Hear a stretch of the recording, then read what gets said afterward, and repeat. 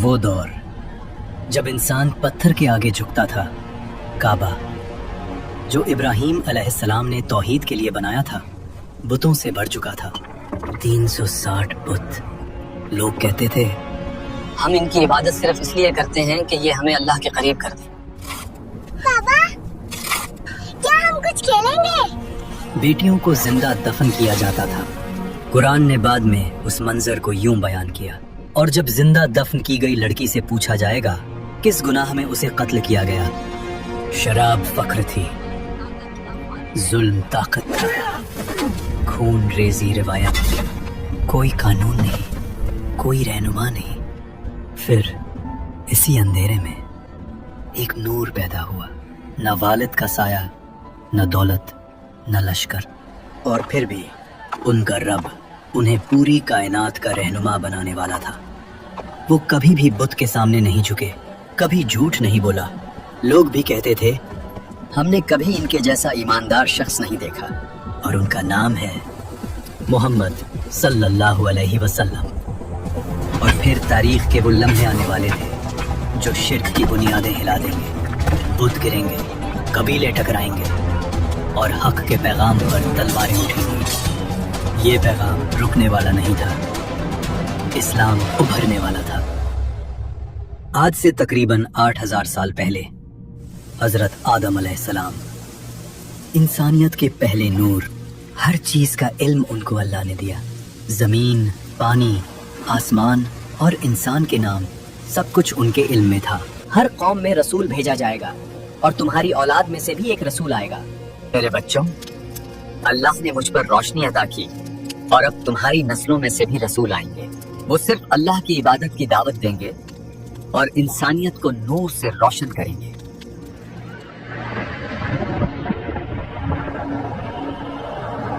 آخری نبی سے لگ بھگ 4300 سال پہلے اللہ نے حضرت نوح علیہ السلام کو انسانیت کے لیے بھیجا۔ ایک وقت جب لوگ شرک اور برائی میں ڈوب گئے تھے، اور صرف کچھ لوگ ہی سچ کا پیغام سننے کو تیار تھے۔ صرف اللہ کی عبادت کرو اور اس شرک سے باز آ جاؤ۔ اللہ میرے بعد بھی تمہاری نسلوں میں سے رسول بھیجے گا جو تمہیں صرف حق کی دعوت دیں گے۔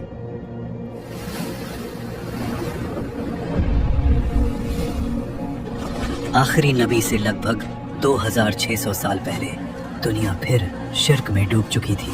بت، ستارے، چاند، سورج، سب کو معبود بنا لیا گیا تھا، اور اس وقت اللہ نے بھیجا ابراہیم علیہ السلام کو۔ ہمارے رب، ان میں انہی میں سے ایک رسول بھیج جو ان پر تیری آیتیں تلاوت کرے، انہیں کتاب اور حکمت سکھائے اور ان کا تزکیہ کرے۔ بے شک تو ہی غالب اور حکمت والا ہے۔ آخری نبی سے لگ بھگ 1400 سال پہلے مصر کی زمین پر ایک ظالم حکمران کا راج تھا، فرعون۔ اور اس ظلم کے اندھیرے میں اللہ نے بھیجا موسیٰ علیہ السلام کو، اور پھر موسیٰ علیہ السلام نے اپنی قوم کو بتایا، اللہ تمہارے لیے تمہی میں سے رسول اٹھائے گا، تم اس کی بات سننا۔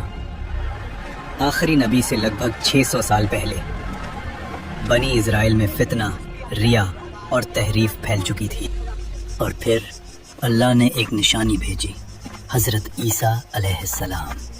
میں تمہاری طرف اللہ کا رسول ہوں، تورات کی تصدیق کرتا ہوں جو مجھ سے پہلے آئی، اور ایک رسول کی بشارت دیتا ہوں جو میرے بعد آئے گا، جس کا نام ہوگا احمد، اور وہ آخری نبی ہوگا۔ یعنی موسیٰ علیہ السلام کی امت کو جس کا ذکر تورا میں ملا، اور عیسیٰ علیہ السلام نے جس کا نام لے کر بشارت دی، وہ نبی اب آنے والے تھے۔ مختلف مذہبی کتابوں میں کچھ ایسے اشارے ملتے ہیں جنہوں نے یہ ثابت کیا ہے کہ آخری نبی کی بشارت پہلے سے موجود تھی۔ ہمارے خدا یہوے کی اس مقدس کتاب میں ذکر ہے کہ وہ سینا سے آیا، سیر سے چمکا، اور فاران کے پہاڑوں سے جلوہ گر ہوا۔ سینا حضرت موسیٰ علیہ السلام کا مقام ہے، سیر حضرت عیسیٰ علیہ السلام کا، اور فاران مکہ کے پہاڑوں کا پرانا نام ہے۔ مطلب وہ آخری نبی جس کا انتظار ہے वो मक्का के पहाड़ों के पास ही आएगा। इसमें वाज़ेह लिखा है, एक अजनबी मुअल्लिम अपने साथियों के साथ आएगा, उसका नाम महमद होगा। वह मरुस्थल यानी रेगिस्तान के इलाके से होगा। अथर्ववेद कुंटप सूक्त 127 में नरशनस का जिक्र है। संस्कृत में नर का मतलब इंसान और शंस का मतलब काबिल तारीफ है। इसमें लिखा है कि वो 60,000 दुश्मनों के दरमियान होगा और ऊंटों पर सवारी करेगा। मतलब ईश्वर का वो बंदा शायद अरब के इलाकों में आएगा। और नरशंस का अरबी में मतलब मोहम्मद है।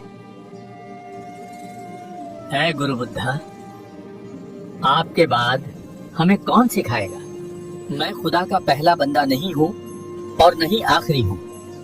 खुदा का आखिरी बंदा अभी आएगा और एक ऐसी शरिया पेश करेगा जो पाकीज़ा भी होगी और मुकम्मल भी। उसका नाम मत्तैया यानी रहमत वाला होगा। वो पहाड़ों में इबादत करेगा। वो एक मुअज़्ज़ज़ खानदान से होगा। उसके पैरोकार उससे ऐसी मोहब्बत करेंगे कि अपनी जानों का नजराना पेश कर देंगे और वो दुश्मनों पर गालिब आएगा। जब लोग रास्ते से भटक जाएंगे तब ऊपर वाला अरब में अपना बंदा भेजेगा और उसके साथी शरीफ और बुलंद किरदार वाले होंगे और वो फारस के तख्त ताज को उलट देंगे। आखिरी नबी से 1 साल पहले मक्का, पहाड़ों से घिरा हुआ शहर, रेगिस्तान की हवा और उस शहर के बीचों बीच काबा, वो घर जो इब्राहीम अलैहिस्सलाम ने तौहीद के लिए बनाया था, लेकिन अब उसके गिर्द 360 बुत खड़े थे। लोग उनके सामने झुकते, उनसे दुआ मांगते थे। ये था दौरे जहीलियत। इसी शहर में कुरैश का एक मुअज़्ज़ज़ खानदान था। बनु हाशिम उनके सरदार थे। अब्दुल मुत्तलिब इब्न हाशिम, उनका मकाम बुलंद था। हज्जाज की खिदमत, जमजम की देखरेख, ये जिम्मेदारियां उनके पास थीं। लोग उनकी इज्जत करते थे। उनके बेटों में से एक थे अब्दुल्लाह इब्न अब्दुल मुत्तलिब, जवान, शरीफ, पसंदीदा। उनकी शादी हुई हजरत आमिना बिनते वहब से, लेकिन किस्मत ने एक गहरा जख्म दिया। हजरत अब्दुल्ला तिजारत के सफर पर गए और यथरिब यानी मदीना में वो वफात पा गए और उस वक्त बीबी आमिना हामला थी। फिर वो दिन आया, मक्का की सुबह। बनु हाशिम के घर वो आए जो सिर्फ एक खानदान नहीं बल्कि पूरी इंसानियत के लिए रहमत बनने वाले थे। ना उनके सिर पर बाप का साया था, ना दौलत का ढेर, ना सियासी कुव्वत। बनु हाशिम का घर रोशन हो गया।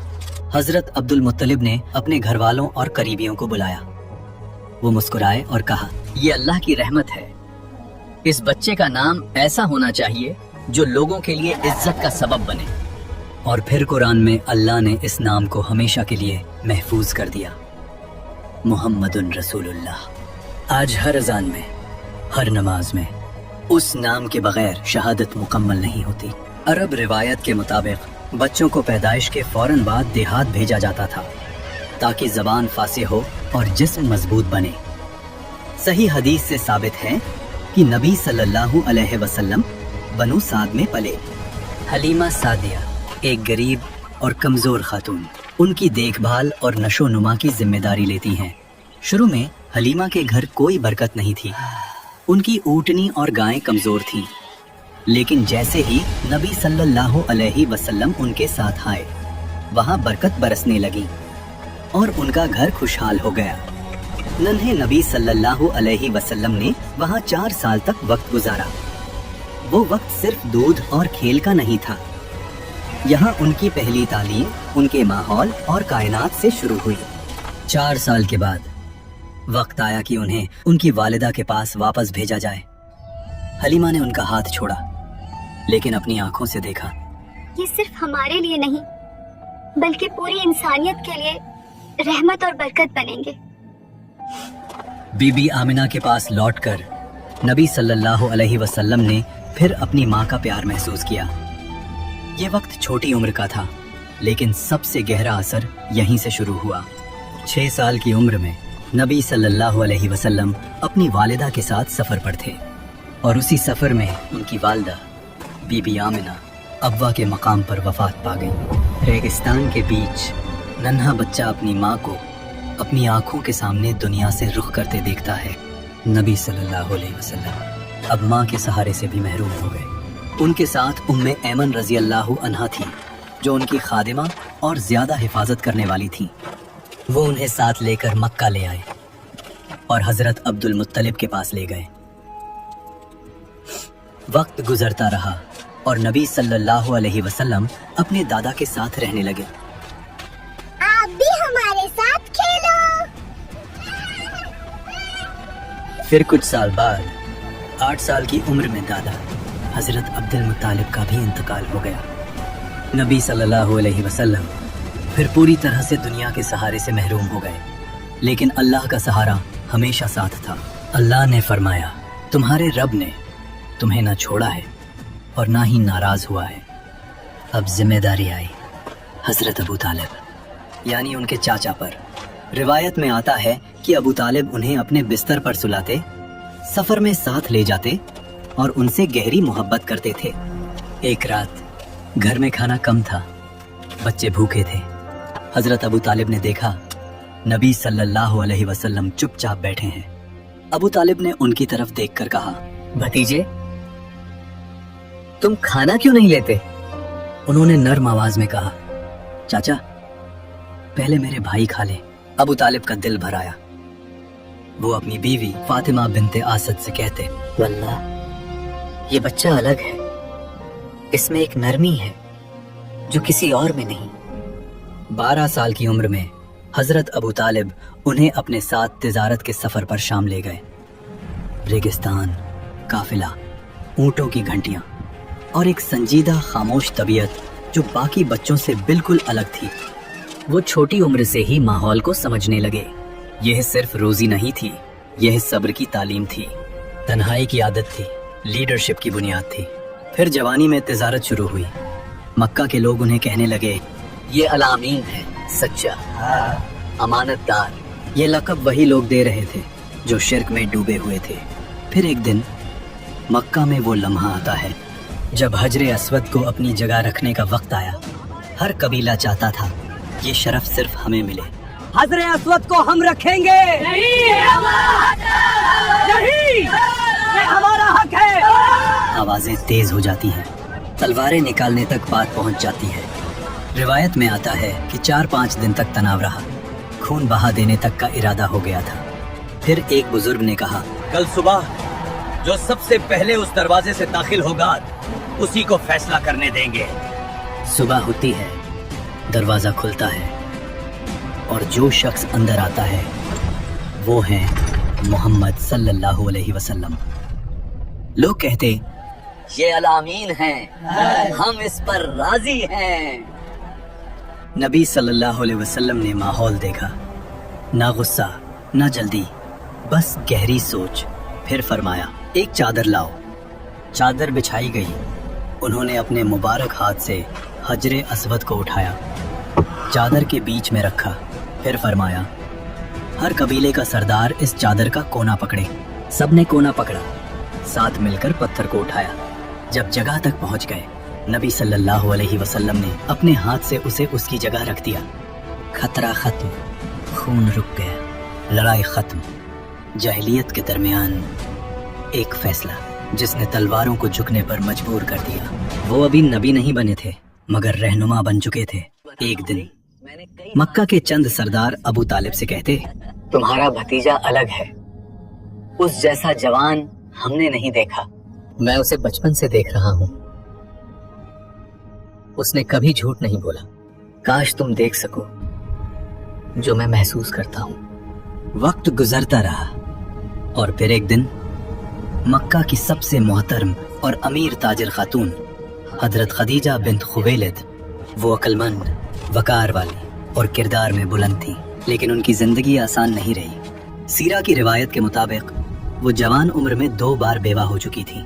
अब मक्का के सरदारों की नजरें उन पर थीं। अमीर लोग, कबीली सरदार सब रिश्ता भेजते, लेकिन वो किसी को कबूल न करती। फिर मक्का में एक नाम मशहूर था, अल अमीन। जब हजरत खदीजा रजी अल्लाहु अन्हा ने अपना तिजारती माल मोहम्मद सल्लल्लाहु अलैहि वसल्लम के हवाले किया तो वो सिर्फ मुनाफा देखना नहीं चाहती थी, वो किरदार देख रही थी। फिर काफिला रवाना होता है और हजरत खदीजा ने उस काफिले के साथ अपना खादिम मैसरा को भी भेज दिया।